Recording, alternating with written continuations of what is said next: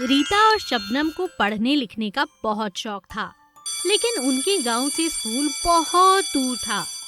हर रोज school के लिए जाना उनके लिए बहुत बड़ी मुसीबत हो जाती थी। चाहे वो दिन में कितनी भी जल्दी स्कूल के लिए ना निकलें, लेकिन स्कूल पहुंचते पहुंचते हमेशा उनके 2 से 3 पीरियड मिस हो जाया करते थे और वो देर से ही स्कूल पहुंचा करती थी। आज भी हमारी क्लास मिस हो गई। ये जंगल के रास्ते से कल आकर देखेंगे, क्या पता हम जल्दी पहुंच जाएं। हाँ, तू ठीक कहती है शबनम, कल हम ऐसा ही करेंगे। अगले दिन दोनों बहनें जंगल के रास्ते से स्कूल के लिए जल्दी पहुंचने की योजना बनाती हैं और दोनों पहुंच भी जाती हैं। लेकिन अचानक उनकी मुलाकात एक बहुत बड़े पत्थर से होती है। वो पत्थर देखने में बहुत खूबसूरत था। जैसे ही शबनम उस पर हाथ लगाती है, उसमें से एक घोड़े की परी निकलकर बाहर आ जाती है। घोड़े जैसी परी, तुम कौन हो? परी उनसे कहती है, मैं सालों से इस शिला पर थी। मुझे श्राप मिला था कि जब तक मुझे कोई बुद्धिमान योग्य लड़की हाथ नहीं लगाएगी, तब तक मैं अपने असली रूप में नहीं आ सकूंगी। तुम्हारा नाम क्या है? मेरा नाम शबनम है और ये मेरी बहन है। शबनम, तुमने मुझ पर बहुत बड़ा एहसान किया है। तुम बहुत नेक हो, समझदार हो। मैं तुम्हारे लिए क्या कर सकती हूँ, मुझे बताओ। तभी शबनम परी से कहती है, क्या सच में तुम हमारे लिए कुछ कर सकती हो? हाँ हाँ, तुम्हें यकीन नहीं होता? बताओ क्या करूँ? हर रोज स्कूल जाते समय मुझे और मेरी बहन को बहुत देर हो जाती है। मुझे पढ़ लिख कर बड़ा अफसर बनना है, अपनी गरीबी को दूर करना है, लेकिन क्या करूं, ऐसा कुछ भी नहीं कर पाती। मेरी बहन भी पढ़ना चाहती है। जब तक हम स्कूल पहुंचते हैं, हमें बहुत देर हो चुकी होती है, जिस कारण हम 3-4 क्लास मिस कर देते हैं और हमारे नंबर कम आते हैं। क्या तुम हमारी कुछ मदद करोगी परी? परी तुरंत एक बड़ा सुंदर सा सफेद रंग का घोड़ा वहां पर प्रकट कर देती है। घोड़ा इतना सुंदर होता है कि दोनों बहनें देखकर चिल्लाती हैं, कितना सुंदर है! आज से ये घोड़ा तुम्हारा है। तुम इस घोड़े पर बैठो, ये तुम्हें जैसे ही बैठोगे तुरंत स्कूल पहुंचा देगा। 1 सेकंड के अंदर अंदर ये मीलों का सफर तय कर सकता है। मगर एक शर्त याद रखना, जंगल से बाहर इसे नहीं ले जाना। जैसे ही स्कूल पहुंचो, जंगल के पास से ही उतर जाना, ताकि तुम्हें और इस घोड़े को एक साथ कोई ना देखे। अगर किसी ने देख लिया तो जादू हमेशा के लिए गायब हो जाएगा। सच ऐसा है क्या? दोनों बहनें तुरंत घोड़े पर बैठती हैं और उसे आदेश देती हैं, चलो हमारे स्कूल के कोने तक ले जाओ और ध्यान रखना, तुम्हें तो जंगल में ही रहना है, वहां तक पहुंचाना जहां से हम जल्दी से स्कूल पहुंच जाएं। पलक झपकते ही घोड़ा उन्हें स्कूल के पास उतार देता है। दोनों बहनें समय से पहले स्कूल पहुंच जाती हैं और बहुत खुशी खुशी अपनी पढ़ाई में लग जाती हैं। एक बड़े नगर के पास एक छोटे से गांव में बिरजू नाम का एक ग्वाला रहता था। उसके पास 2 गायें थी। वह बहुत ही ईमानदार था और ईमानदारी से दूध बेचने नगर जाता था। उसने कभी दूध में पानी नहीं मिलाया। एक दिन बिरजू को एक और ग्वाला मिला जो बड़े शहर में अपना दूध बेचकर आ रहा था। अरे बिरजू, तुम्हें देखकर मुझे बहुत खुशी हुई। क्या करते हो तुम? मैं पास ही के नगर में दूध बेचता हूँ। कितनी गाय हैं तुम्हारे पास? 2 गाय। कब से कर रहे हो यह काम? 2 साल से कर रहा हूँ भाई। तो क्या 2 साल में तुमने कोई तरक्की नहीं की? तरक्की का तो पता नहीं, पर तसल्ली बहुत है। मैं पूरी ईमानदारी से दूध बेचता हूँ, कोई मिलावट नहीं करता और चैन की नींद सोता हूँ। अरे इस तरह तो तुम कभी तरक्की नहीं कर पाओगे। क्या तुम नहीं चाहते कि तुम्हारे पास बहुत सी गाय हो, तुम्हारे पास एक बड़ा घर हो, नौकर चाकर हो? ये सब कौन नहीं चाहता, पर यह संभव कैसे है? अरे देखो, थोड़ा सा दूध लो और उसमें पानी मिला लो। आजकल सब यही करते हैं। आज के ज़माने में असली दूध पचता किसको है? हाँ, मैं कुछ कुछ समझ रहा हूँ, तुम ठीक कह रहे हो। आजकल किसी को असली दूध नहीं पचता। मुझे तुम्हारी बात मान लेनी चाहिए, तभी मैं तरक्की कर पाऊंगा। अगले दिन बिरजू ने भी दूध में पानी मिलाना शुरू किया और नगर में बेच आया। इससे उसने ज़्यादा पैसे कमा लिए। अरे वाह, आज तो मैंने 100 रुपये अधिक कमाए, मज़ा आ गया। और इस तरह लालच में आकर बिरजू दूध में खूब पानी मिलाता और उसे बेचने लगा। पर एक एक करके उसके ग्राहक कम होते चले गए। अरे, आज भी दूध बच गया, अब कैसे कमाई करूं? मैं जितना पानी रोज मिलाता हूं उतना ही दूध बच जाता है।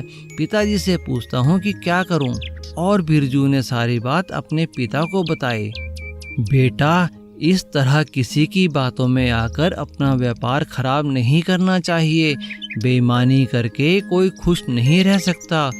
अब तुम कल से ईमानदारी से ही अपना काम शुरू करो और बिना मिलावट के दूध बेचो। ठीक है पिताजी। और बिना मिलावट का दूध बेचने के बाद बिरजू के ग्राहक फिर से वापस आ गए। सीख, ईमानदारी ही सफलता की कुंजी है। सोहन के पास एक खटारा बाइक थी। वह कभी भी कहीं भी खराब हो जाती थी। सोहन उसे मैकेनिक के पास ले जाता और पैसे देकर जैसे तैसे ठीक करवाता था। अरे भाई सोहन, नई बाइक ले लो, कब तक इसकी मरम्मत करवाते रहोगे? अब ये ज्यादा दिन चलने वाली नहीं है।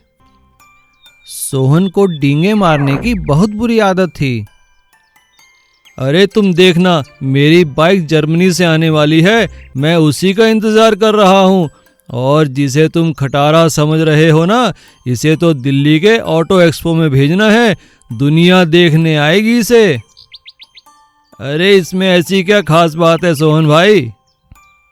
हाँ, खास बात तो ये है कि ये बाइक मेरे दादाजी की है। एक बड़े राजा ने उन्हें तोहफे में दी थी।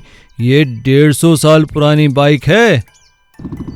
हर जगह सोहन बिना सोचे समझे गप्पे मारता रहता था। एक दिन सोहन अपनी पत्नी के साथ पिक्चर देखने जा रहा था। रास्ते में बाइक फिर खराब हो गई। जब तक वो चली तब तक पिक्चर खत्म हो चुकी थी। गुस्से में आकर उसकी पत्नी ने कहा, देखो जी, बहुत हुआ। आज के बाद मैं इस बाइक पर नहीं बैठूंगी। आज मेरी सहेलियां सभी मुझ पर हंस रही थी। इस खटारा पर तो तुम ही बैठो, मैं चली घर। घर पहुंचकर सोहन ने अपने पड़ोसी की बाइक चुरा ली और उसे सुबह होने से पहले अपनी बाइक के साथ जोड़कर एक नए रूप में रंग दिया। सोहन अपनी पत्नी और बच्चों को लेकर पिक्चर दिखाने ले गया। सब बहुत खुश थे, लेकिन सोहन का पड़ोसी बहुत उदास था। उसने पुलिस में कंप्लेंट भी कराई, पर बाइक का कुछ पता ना चला। एक दिन एक पुलिस ऑफिसर सोहन को मिला। अरे सोहन, मुझे जरा पुलिस स्टेशन तक छोड़ दे। जी हाँ, चलिए आइए बैठिए। अरे बड़ी अच्छी बाइक है भाई, एकदम अलग। कहाँ से लाए हो?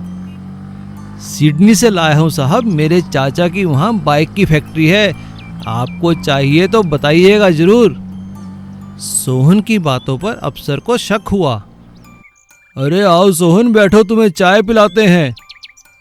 सोहन खुश हो गया और अफसर के इशारे पर उसकी बाइक की तलाशी हुई और पता चला कि ये तो चोरी की बाइक है। अच्छा साहब, मैं चलता हूँ, चाय के लिए धन्यवाद। अरे रुको रुको, अभी कहाँ, अभी तो बस चाय ही पिलाई है, हवा खाना तो बाकी है। चलो हवालात में। चोरी करने और गप्पे मारने का बहुत शौक है ना तुम्हें? अब यहीं बैठे बैठे खटमलों को अपनी गप्पे सुनाना। उबलापुर गांव में बहुत गर्मी पड़ती थी। मई जून के महीने में वहां चारों तरफ सूखा पड़ जाता था। उसी गांव में प्रीति अपनी माँ के साथ अपने ताऊ के घर में रहती थी। एक साल गर्मियों के दिनों में प्रीति के ताऊ का बेटा मोनू नहाने लगा तो उसे पानी नहीं मिला। उसे गुस्सा आ गया और उसने अपनी माँ को आवाज़ दी, माँ माँ, पानी फिर खत्म हो गया है, देखो नहाने को पानी नहीं है। अरे मैंने तो बाल्टी में पानी भर कर रखा था तुम्हारे लिए, ना जाने कहाँ गया। जरूर ये प्रीति का काम होगा। प्रीति बेटा, तुम्हारा तो रोज का काम हो गया है। जब भी हमें पानी की जरूरत होती है तुम दोनों माँ बेटी सारा पानी खत्म कर देती हो। नहीं नहीं भाभी, ऐसा मत कहो, हमने जानबूझकर ऐसा नहीं किया। प्रीति की माँ को इतना कुछ सुनाने के बाद भी मोनू की माँ का गुस्सा शांत नहीं हुआ और वो अंदर जाकर मोनू के पापा को भड़का देती है। मोनू के पापा बाहर आकर प्रीति और उसकी माँ से कहते हैं, निकल जाओ इस घर से, परेशान करके रख दिया है तुम दोनों माँ बेटी ने। उन दोनों के हाथ पैर जोड़ने के बावजूद भी किसी पर कोई फर्क नहीं पड़ता। दोनों माँ बेटी अपने पुराने घर जाने के लिए निकल जाते हैं। रास्ते में प्रीति की माँ अचानक बेहोश हो जाती है। प्रीति को सहारा ना देखकर भगवान से प्रार्थना करने लगती है। माँ, तुम्हें क्या हुआ? नहीं नहीं नहीं माँ, उठो उठो। हे भगवान, ये सब क्या हो रहा है हमारे साथ? भगवान, हमारी मदद करो। तभी उसे नजदीक ही एक हैंडपंप दिखाई देता है। वो वहां जाकर उसे चलाने लगती है। काफी देर तक चलाने के बाद भी उसमें से पानी की एक भी बूंद नहीं निकलती। लेकिन वो हैरान हो जाती है, उसमें से सोना गिरने लगता है।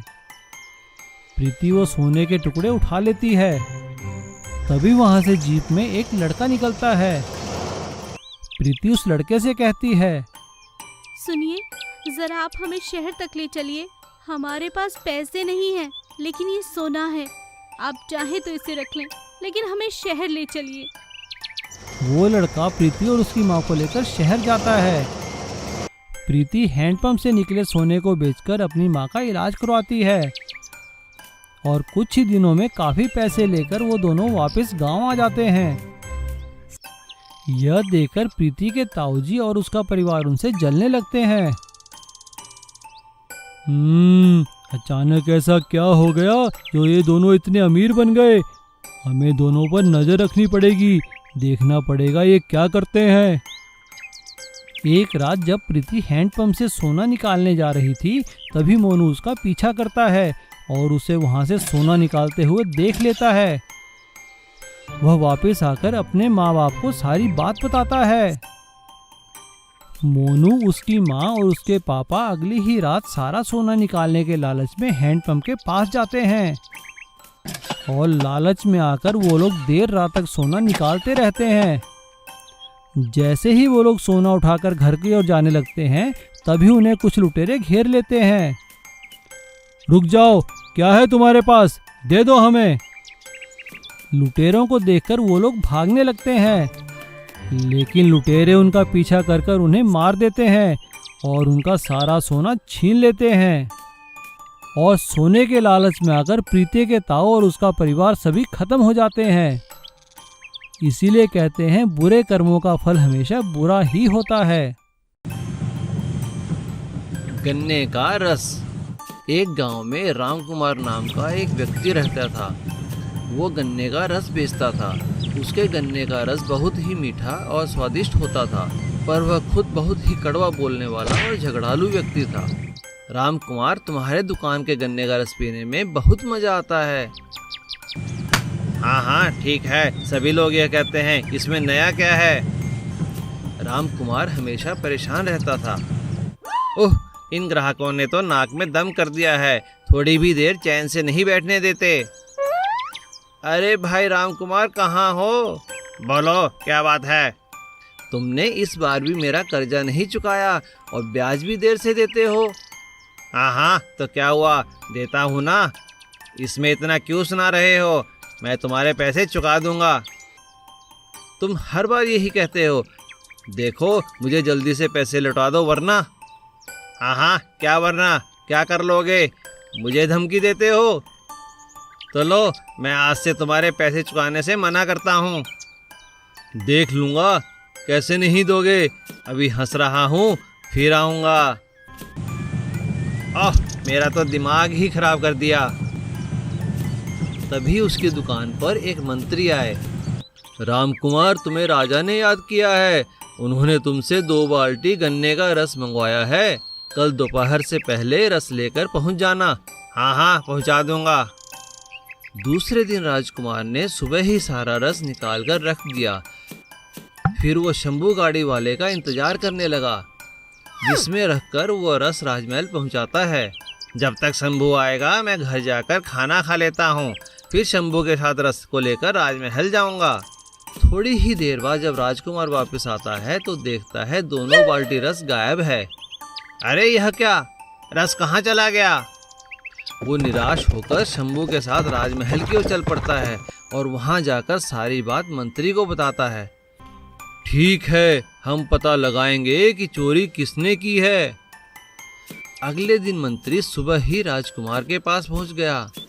क्या तुम्हें किसी पे शक है? जी, मुझे मनोज पे शक है। तभी वहां से राजा का हाथी गुजरता है। अरे वाह, क्या ये राजा का हाथी यहाँ भी आता है? हाँ जी, ये तो रोज यहाँ से निकलता है और कई बार रस भी पीना चाहता है। जो भी रस गिर जाता है उसे ये चाट लेता है। तो लगता है कल भी इसने ही रस पिया है। हाँ, लगता है आप ठीक कह रहे हैं। मैंने अपने गुस्से की वजह से ध्यान नहीं दिया कि हाथी भी यहाँ से गुजरता है। मैं तो यूं ही मनोज पर शक कर रहा था। गुस्से में हम अपने अच्छे संबंधों को भी बिगाड़ लेते हैं।